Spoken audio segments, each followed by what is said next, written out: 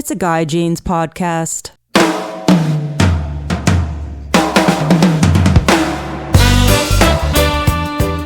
My guest today is Chris James, and Chris has been the band leader of the Burrito Brothers since 2009. He's been the principal writer and singer of the band's albums during this time. He performed and recorded with the group many times prior to that, the first time being in 1986. He's a singer, keyboardist, guitarist, songwriter, and journalist who has made Nashville his home since 1981. My conversation with Chris is really cool. He talks about the Flying Burrito Brothers and how the current band is now called the Burrito Brothers. He was also in the play, The Celebration of the Lizard, which basically was, he played Jim Morrison, sang his songs. We talk about that. He released an album of unreleased Jim Morrison songs with a group called The Lost Sideshow. Really cool guy, really great musician. Obviously you can hear how passionate he is about music and the band, and so it's an exciting, really heartwarming podcast of somebody who is really into music. So without further ado, Mr. Chris James. Hey Chris, how you doing? Hello Guy, I'm doing fine. I hope you are too. I'm doing great. I'm excited to talk to you about the Burrito Brothers, man. What's going on with you guys? Oh, thank you. Well, we keep plugging along. I absolutely just love getting to be in the Burrito Brothers. It seems like we're, somewhat under the radar for a lot of people, for maybe most people, and I wish we could change that. We do all we can, but we certainly put our whole heart and soul into making the music we're making, and we love it. We've been doing it a long time. I know. I've been researching you guys for a while now, and I'm amazed at all the music that you guys do have. And this new album together is excellent, man. The music quality, the lyrics, everything is amazing, man. Thank you. It take you guys a long time to do? Well, I guess relatively, it's funny. I was just talking with a friend about how so many people seem to be doing, the DIY, do-it-yourself version of making albums, and they have home studios and stuff. Yeah. And it really hits me that sonically, our stuff is really, dare I say, superior. I don't know if you can make a judgment call on taste and artistry, but just the sound quality is higher because we've been going to really good studios and taking the time and effort and expense to get a really nice album done instead of cheaply knocking something out. Yeah. God, it sounds amazing, man. The steel guitar, is that what you call it? The steel guitar? Pedal steel. Oh my gosh, that just creates such a cool sound, and that's a definite part of your guys' sound, wouldn't you say? Huge part. That's Tony Paoletta, and it's essential. As far as I'm concerned, and I think most people aware of the Burritos' history, see the pedal steel guitar as a calling card. That's a really descriptive part of the group, and has to be there, which began with Sneaky Pete Kleinow back in 1969. Yeah, I've been watching videos as well. Going back, the 60s, 70s, 80s, 90s, and current. And you guys have held that sound, that same kind of sound, I would say, wouldn't you? Yes, although I think we've also adapted and morphed as the years go by into something that doesn't sound too old-fashioned or like a copy of something else. I think we've got our own forward motion. And I was going to finish up that previous thought with a statement that this pedal steel with us now is Tony Paoletta, and he's been in the group now for more than a dozen years, and he is just the best at it. I can't imagine the Burrito Brothers having anybody more appropriate on that instrument. He's world class. You guys, so you got you as the lead singer, keyboardist, harp player, and songwriter. And are you guys, and then you have Steve Allen on guitar, Peter Young on drums. I'm not seeing a bass player in the four here? Do you guys just hire a bass player when you guys play live? That's what we do to play live, although it's been the same guy now for a few years, and we've played only sporadically live. I'm very interested in doing more, but not. Yeah. We're all older guys, and we're not into just hitting the road. We're not going to climb. We're not going to climb in a van and go play 30 clubs in 40 nights or something. Right. But we'd love to do festivals or nice shows here and there, which seem to come up here. And when we do that, it's been for the past few years. Michael Curtis, who's quite a guy. He goes all the way back to the Curtis brothers. He and his brother Rick were in Crazy Horse when they just got their own record deal, and poor Danny Whitten got out of it and OD'd and died, and they came in, Rick and Mike Curtis, and made the album Live at Crooked Lake, and no, it's not called Live, it's just called At Crooked Lake, and he wrote, the two of them, the brothers Curtis, wrote Southern Cross, that's famous by Crosby, Stills, and Nash. Yeah. And also Blue Letter, that's famous by Fleetwood Mac. Wow. And he was in Gene Clark's band. He was in a later version of Buffalo Springfield that turned out to be controversial because Stills and Young didn't like the idea of somebody being Buffalo Springfield. And just through the years, Michael Curtis is a really special guy with the pedigree that fits us perfectly. And so he's been our bass player. But we like just keeping it, the four of us, for our studio recordings. It's the old, don't need too many chefs. Don't need too many cooks. Yeah, for sure. And we've had these, Steve Allen and Bob Hatter before him are both so seriously talented that we've just had the guitar player play the bass too. Yeah. And that way we just real concisely and efficiently get our recordings done. Got it. So you guys have 10 new songs on this album. Is that right? Yes, that's right. What's your favorite song on there? Or is that too hard of a question? Actually, in this one timer, I would have said for any other album, it's too hard a question, but for this one time, I actually have a favorite. It's the second to last song, the sweet ballad, I Live for Loving You. Oh, yeah, that's a good song. I wrote that thinking how dearly I'd love to score writing the kind of timeless ballad that people love, and that any great singer could sing, and that could be in movies and things like that. Yeah. That was the mindset of I Live for Loving You. It's just a real sweet, soulful piece about a person's love for their partner. And so I not only seem fondest of it, but I kind of have the highest hopes for it. Yeah. So tell me how, because I'm the songwriter as well, and obviously you've been doing it a lot longer than I have, and I'd love to hear how you went about writing that song.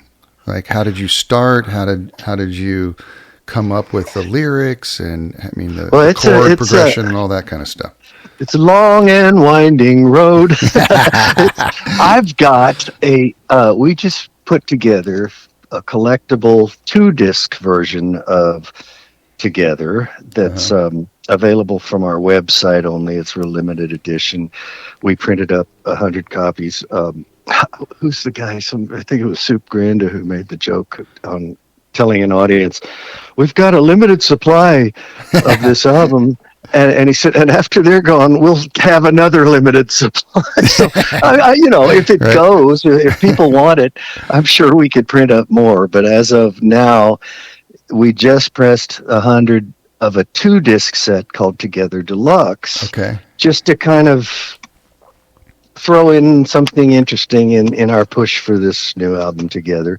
And in it, I included 2 songs from very long ago. The one called From This Day On is from 1987, and it's a good recording that I did back then. And then a writer demo called I Live for Loving You, which is the first way I conceived of that song, and it's really not the same song except for the chorus, except for that part that goes, I live for loving you. And I molded the two songs together, realizing at some point a couple of years ago that that would make a better song than either of them were in the first place. And so for those who are interested in that kind of process or just the peek behind the scenes, both those early versions of the song are on disc 2, the bonus disc of Together Deluxe. And so that's how it was written. It was a song originally, the version called From This Day On in 1987 was a love song when I was getting married. Okay. And then From This Day On was more recent, probably, well, actually now 10 years ago. And it was that desire that I already voiced of wishing to come up with a timeless standard. And it was starting to get close, but that demo wasn't satisfying enough. I felt like, yeah, we're getting somewhere, but we got further to go. So I guess being so much older now, and also having a number of years of being off the map, but feeling like I was always capable of making a good recording, I go back over my life and pick and choose the best things and fix them up and make them better. And so that's kind of compared to trying to write from scratch, it's almost cheating, but it's still all from me. I mean, I lived that life. So when let's take a song like the very first song, like Misery, on the album, right? So when you guys is it you that's doing like the chord progressions, and then you like go, oh, hey guys, I got this song, this chord progression, and I go in. In that case, yeah. Although Miss Misery is centered around guitar and has a riff. Yeah. And the thought was to kind of be that, the word that pops into my head is almost punky kind of singing that Tom Petty did, that was kind of a copy of Roger McGuinn, that kind of, nah, California, whatever. Yep. And so I got with Bob Hatter and expressed that and said, I got this song idea, but I really want it to just feel like it's about being played on guitar. And so that's why he's co-writer of it. But basically I wrote the words, the melody, and the progression, but he turned it into the guitar song that it is. And in fact, another really interesting story about that is Bob Hatter is listed on the back of the Together album as being in the band, and he died during the making of it. He got cancer, and I've always said that we would have made the very same album had he lived. Steve Allen did a beautiful job of stepping in and just delivering as good, and what probably Bob essentially would have done anyway, because their talents are so similar. And but when Bob got too sick to continue, and we had already come up with all the songs and demoed them, we just hadn't made the studio master recordings yet, and he got where he couldn't, and so Steve Allen had to step in. We, in order to include Bob as much as possible, isolated his guitar from the original demo we made of it was called Meet Miss Misery at that time. Okay. And it later morphed into Ms. Misery. And, like the Beatles just did, and I'm sure there's many other examples, where they isolated John Lennon's vocal and filled it out to be a really good new sounding track. We got Bob's guitar, and other than that, completely made a new recording. And that's a little nod to our that's cool past friend. Yeah, that's really cool. And of course that demo is on the bonus disc of Together Deluxe. So doing those 10 songs, how long did it take you guys to do that, you think? Those 10 songs? Oh, let's see. I think seemed like something like a month and a half, something like that. And that isn't concerted daily work either. We're really efficient. We had it demoed first, and so we tracked everything in just 3 days. Wow. And then started putting the lead vocals on in another whole day, and then the backgrounds and some overdubs in another. I think we spent 5 days there at Studio 19, the main, big, really good studio that we spent dollars for. Yeah. But then Peter Young, has his own studio, Ultra Audio, and it ain't nothing shabby about it, but it's not a major big studio. And he's so capable as an engineer and editor and all that we were able to put any other little bit we wanted on there, some more vocals, another part on it by an instrument, whatever else came to mind that would finish the song up, we then did there. Okay. Who's playing keyboards? Is that you playing keyboards? Yeah, that's me. And you're playing the organ on Let's Go, or is that an organ? Yes. That sounds awesome, man. I love that. Thank you. That deep sound. Isn't that? Oh, I love B3. Oh my gosh. It just creates this whole other vibe, you know? Yeah. I love it. I absolutely love it. So what's this thing? What's this I'm reading about you being the front man for a Doors play? What's that all about? That's cool. Well, rather interesting. It's a long time ago now, I think. Is it? Although to think back, I was pretty old to pass the audition. Let's see, it was in the 90s. And I just turned 69, so in the 90s I was in my 40-ish, late 30s, whatever. And I just was just sort of had a knack for it. It appealed to me. I liked it. And so this guy from California, a music biz lawyer named Randall Harris, knew some of the Doors camp. Contacted Ray Manzarek and he stayed in touch with him. And when he heard that they were planning to put together a stage play called Celebration of the Lizard, I'm thinking this is about 94, maybe 93. I lose track a little bit. Yeah. But he had heard me singing Roadhouse Blues in just a bar situation, and said I not only nailed it vocally, but he thought I kind of looked the part too. Awesome. And so he pitched me to them for this play.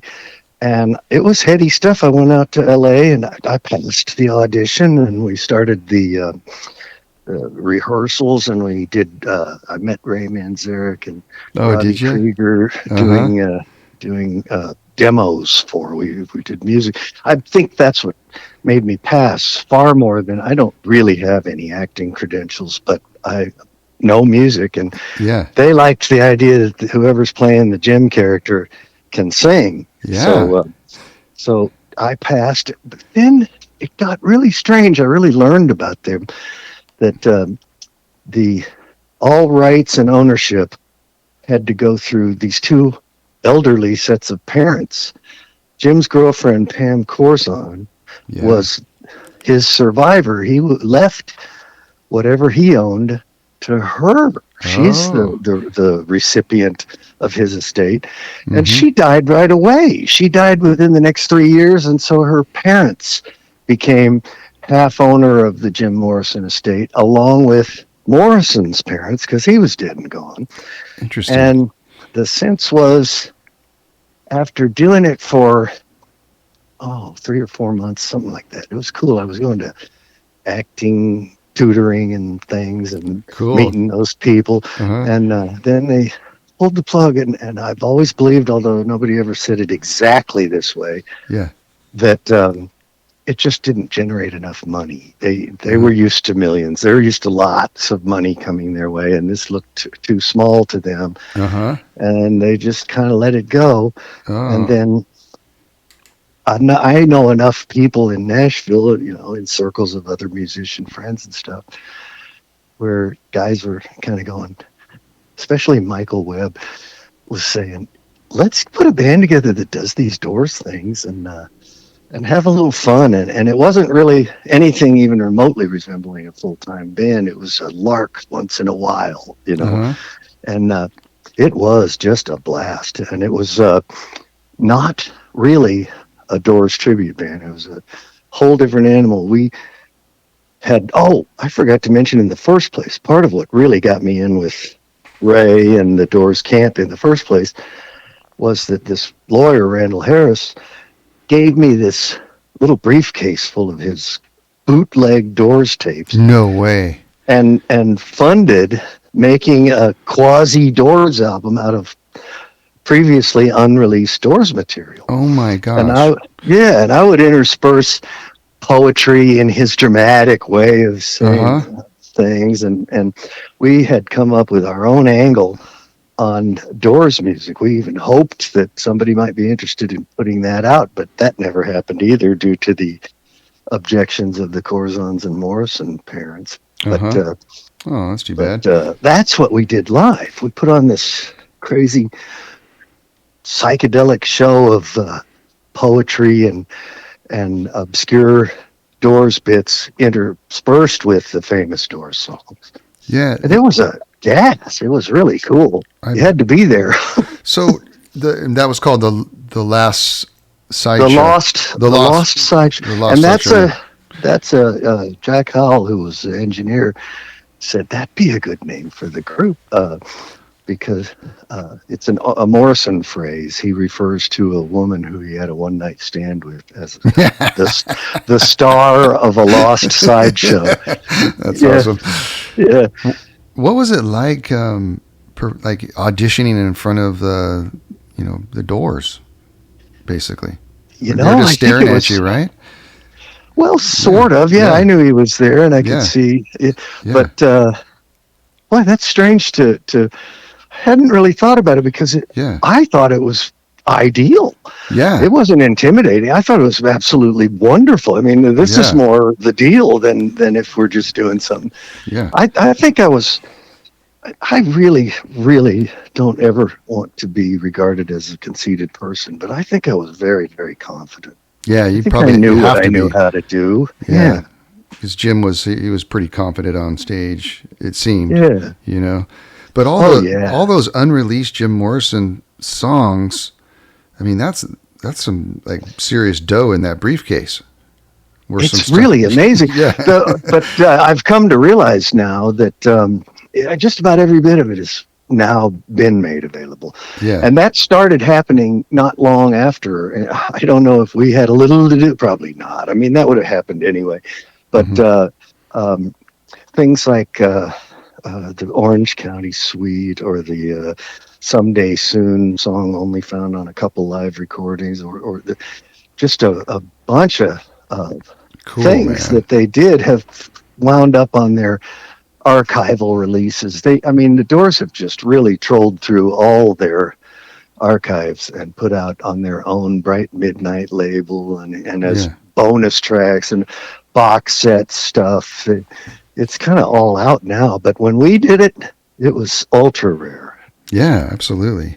Gosh, I think Robbie Krieger's out there still playing around, man. I've seen some shows that he's been doing out in California and whatnot. Have you heard about that? Yeah, and he put together a sort of the closest thing you could get to one more Doors album. It's called Paris Blues, and it came out year before last. Oh, nice. It was the last whole song that Morrison sang and wrote that had never been released. And so they built an album with that as the star attraction. And Robbie Krieger was involved, spearheaded that project and found a couple other tidbits, a couple things that were on the American Prayer album as kind of interrupted by Jim's talking or in the background, and they just put the whole song this time. And then side 2 is 3 lengthy live blues things done with Albert King on guitar. This a guest guitarist joining the Doors, joining Robbie.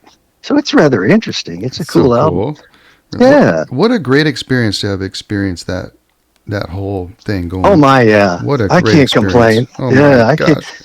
Yeah, it's funny. I have this conversation with friends where, yeah, never really made it that big. I'm far from a household name, and the Burritos are still really desiring wider recognition. And yet, from my view, what a lucky guy. I mean, you could do a lot worse. Right? Absolutely. Yeah. Well, I want to talk about Native American music scene. What's that? Oh, well, they have their own award ceremonies and their own festivals and stuff. And yeah, it's called the Native American Music Awards. I think there might even be a Native American Music Grammy. It's now kind of like the way Americana popped up later than other genres. It raised its head up above the ether. And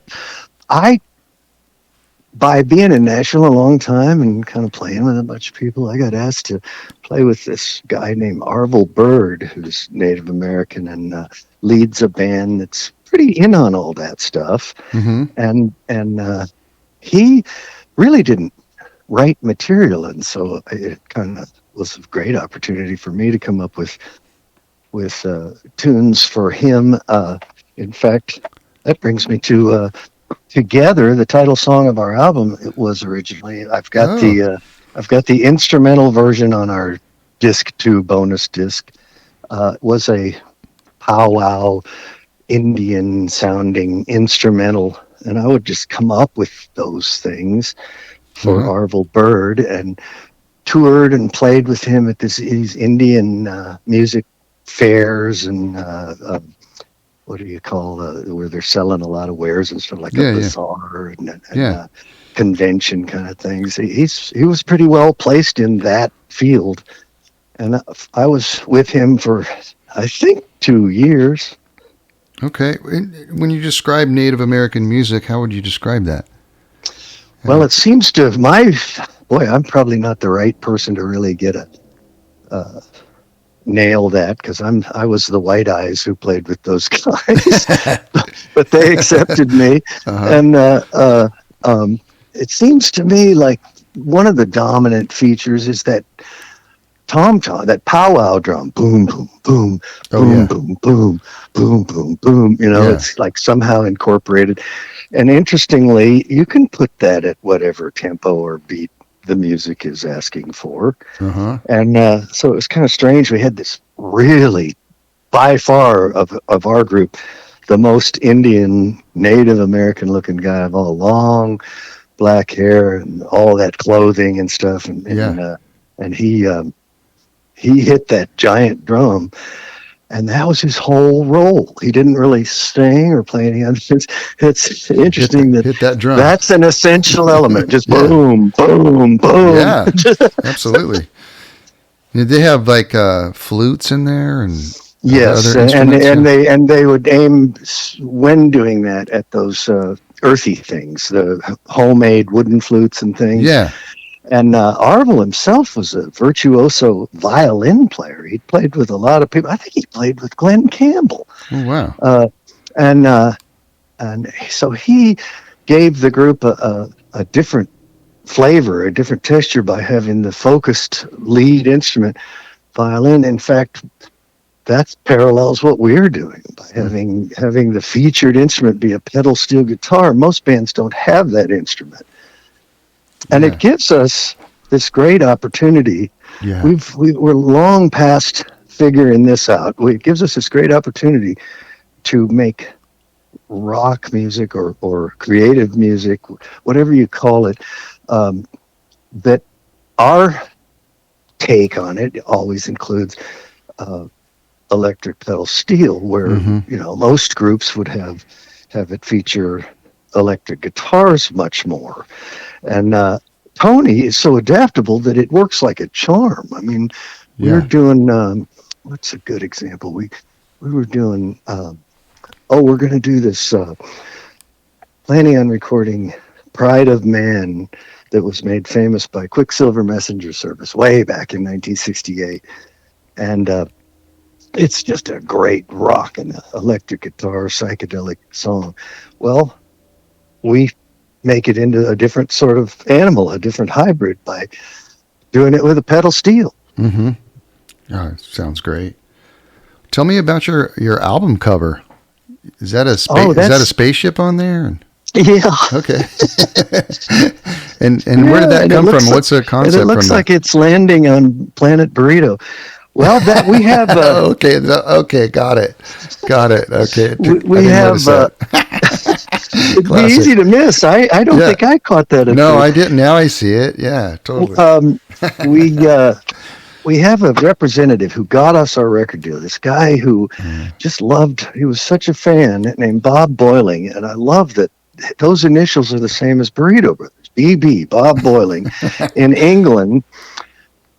Just made friends over the internet and Facebook and whatever, and we've corresponded a whole lot. And he took it. I said, it seems to me like you're the guy to pitch us, because I really don't cater to. I don't like the idea of me as the leader of the band trying to contact record labels or booking agents or whatever and say, you should hire us because we're great. I mean, talk about sounding conceited or something. Right. Somebody else has to say that about you. Right. And he was ready, willing, and able, and man, it didn't take him long either. He got right to it and found us a real nice record deal with this label, SFM Records, who's distributed all around the world. It's the real deal.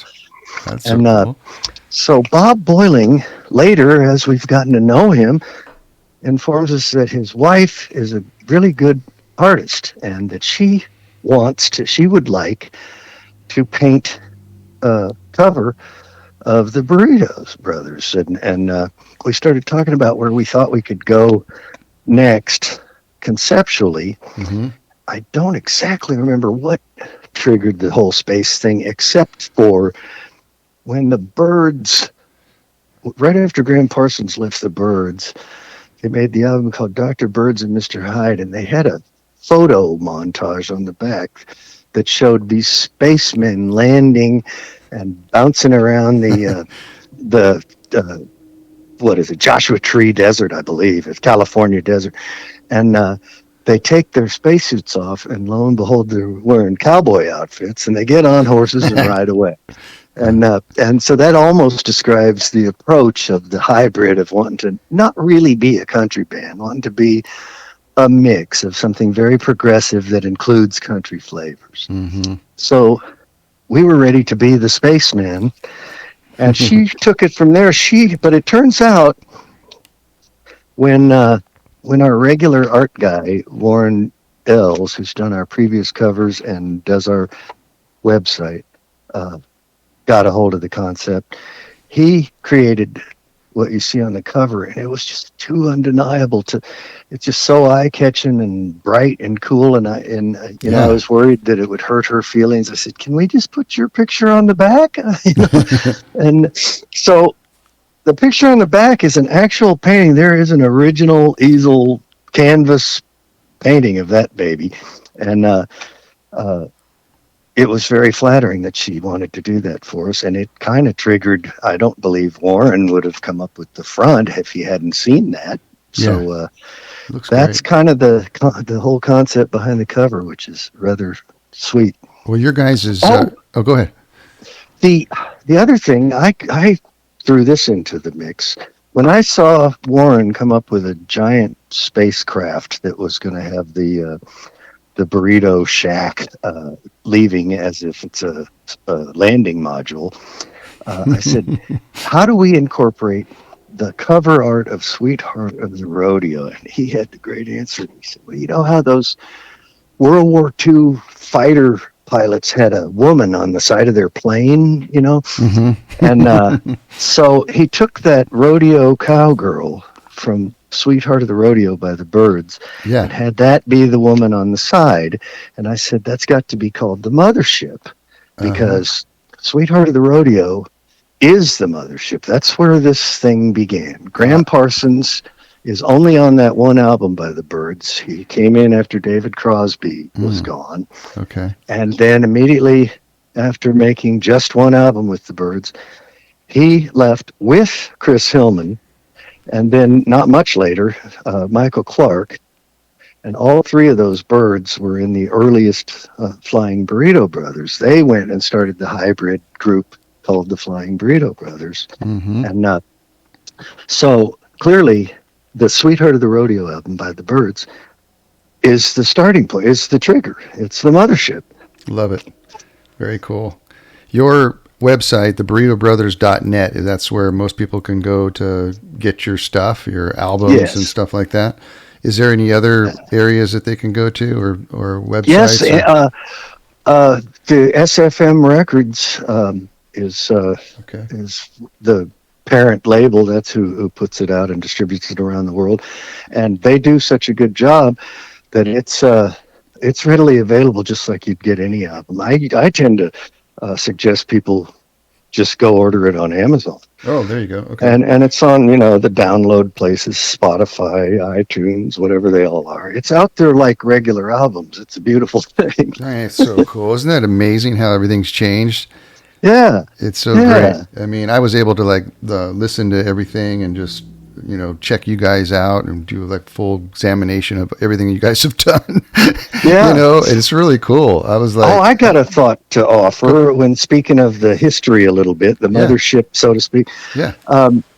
I just mentioned that they started the group called the Flying Burrito Brothers, and we should clarify that we aren't the Flying Burrito Brothers. We're just the Burrito Brothers. Yeah. And it was in 1980, 81, that the California latest version, which already didn't have the original members, it's morphed every year for 55 years. But when those Flying Burrito Brothers came to Nashville, they came because they got a deal with Curb Records here in Nashville. And Curb wasn't crazy about the wieldy name and shortened it to just the Burrito Brothers. And I think in a way it's a little confusing because you think of things like the Everly Brothers or the Bellamy Brothers or something. But also part of that logic holds true in that for a year or so there, a couple of years, the group essentially was just two guys with whoever they would get to back them up.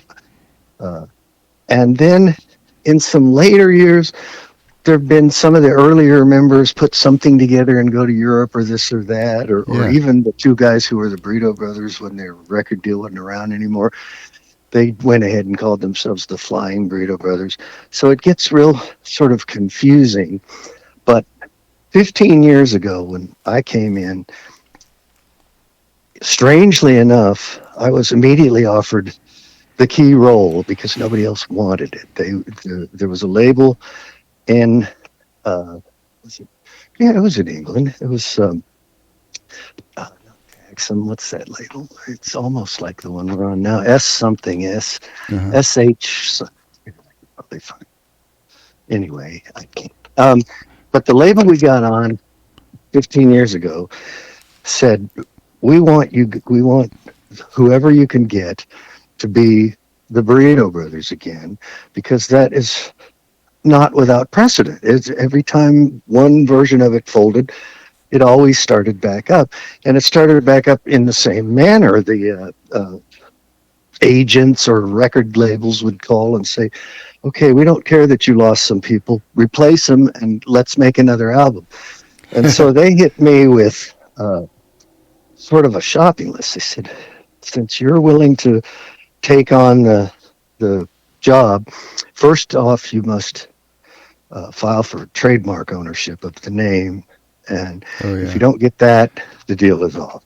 Then you got to let us know, each person you've got in mind, who's appropriate. We're hoping to recognize their name from the prior history of the Burritos. And then finally, of course, like if anything, if you don't make a real good album, we can pass on it. Uh-huh. But we succeeded in all those and went from there. And Burrito Brothers was available. And when we were filing, we got in touch with Chris Hillman, who at this point had filed for trademark ownership of the name The Flying Burrito Brothers. And the strange thing was, we probably could have gotten it too, because these trademarks are specific. And his was a logo, and he could not claim that he had an existing band that was going forth and working, a band that's currently active. Yeah. And he had no interest in that. And so it was two different things. We are the band that's currently active, but he asked if we would please not use the word flying, so that could sort of differentiate. He owned it when referred to that way, and he essentially put it that he realizes this group just is going to keep popping up no matter what I do, so hell with it, and had no big deal. And we felt that was really quite cordial and nice, and that we've honored that request. So for the last 15 years, we do not use the flying word at the front of our name. We're just the Burrito Brothers. And the funny thing is, I've come to really dig it. I mean, we've said, like with Bob Willie, if somehow it became available, I don't think that's not who we are. That's great. We're the Burrito Brothers. That's awesome. Yeah. Do you guys have any shows coming up at all? Any shows or any gigs? Oh, that you know of? Let's see. Gosh, right now it's an empty slate. No, I need to get on that. I was kind of hoping you're the very first series of interviews that we're doing now in this push for together. Yeah. And I kind of, in my odd way, hope that maybe somebody out there hears some of this and wants us, you know. Absolutely. Well, that'd be awesome. Well, Mr. Chris James, thank you for being on my podcast. What an honor. And I learned a lot, which I just love hearing about all the different things that go on with Burrito Brothers and songwriting. And I love this Doors stuff. Oh my gosh. Good stuff, man. Yeah. Really good. So I really appreciate you being on the podcast. I'll promote the heck out of you guys. Thank you. Yeah. Your website and all the other stuff that goes along with it. And, hopefully get you guys some shows and people buying the album. Yeah, that'd be sweet. It's weird. It's like I need to not be lazy about that, but I can't be too fired up about it because I'm not sure if all the guys are that eager. We just need to find some cool stuff here and there, like I said before. And other than that, we really love being a recording group, just making real good albums. Yeah. And I like to point out, that is not without precedent. There have been other groups that are exactly that. I remember for many, many years, Steely Dan did not perform live. Yeah. They made albums. Yeah. And that's a viable outlet. That's a beautiful little piece of art. Oh my gosh. Great band too. Absolutely. Yeah. Well, I enjoyed it. I love your guys' music and keep doing it, man. Thank you. We will, as long as we can. I mean, we're kind of edging up there in the years. Yeah, man, keep doing it. Love it. Great talking to you, Chris. Great talking with you, Guy. I appreciate it very much. You bet, buddy. We'll talk soon. All right, cool. Bye-bye. Thanks. Bye-bye.